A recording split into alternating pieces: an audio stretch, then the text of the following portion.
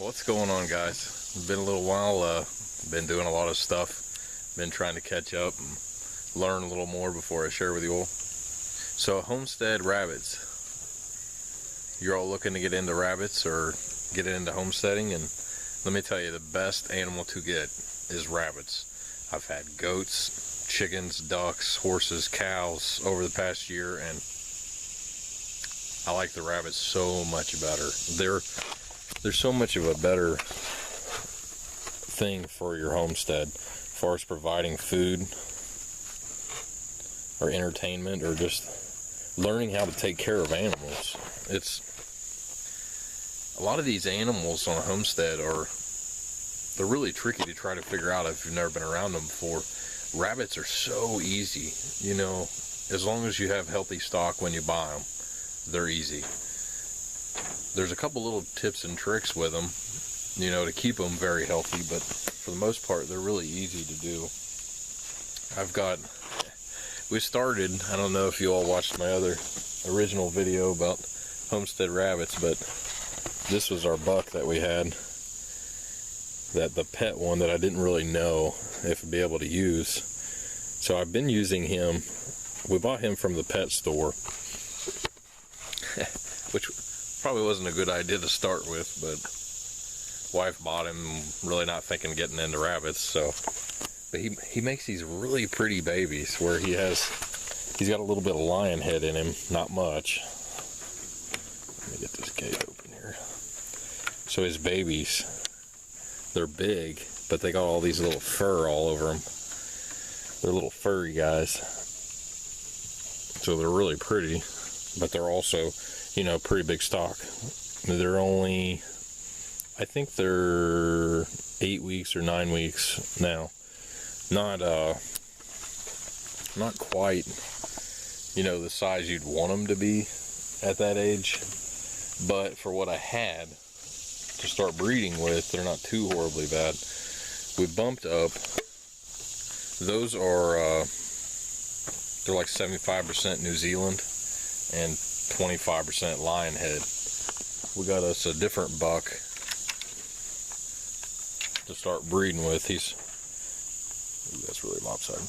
He's a little young still, but he's a Californian buck, and he'll make some big babies. And then I've slowly gotten my females, figuring out what I wanted to do. I bought two off my buddy up the road. I bought a New Zealand. Let me show you her. This is what the babies I just showed you a while ago are out of. This is a New Zealand doe. This is my first doe that I had those babies out of. She had 5 boys and 2 girls. She's not too bad, but she's not a real big rabbit. Are you, baby? So, as far as meat rabbits, she's a good mom, but we want big stock. So I might sell her or might try to breed her to this California buck to see if I get some bigger babies. But my main ones that I'm switching around to, if you guys are wanting to get into this, you want big stock that are going to make big babies, is this Flemish giant here. She's getting ready to have babies 2 days from now. You can see how big she is. She's huge. So that's going to be my main one. I'm going to breed her with him next time. And then I got this big chinchilla doe, which is awesome. If you all haven't never seen these, they're critically endangered. So a really good homestead rabbit. Big stock. Hey, baby. Big stock, and you also help them out. They're the original rabbits. And then, of course, she's got a bunch of little babies. I don't know if you can see them. I bred her to that pet rabbit that we had, because I didn't have the other one. She only had 6 babies, but they're already a lot bigger than what those other ones were. When she had them, they weren't very big. So I'm getting pretty excited.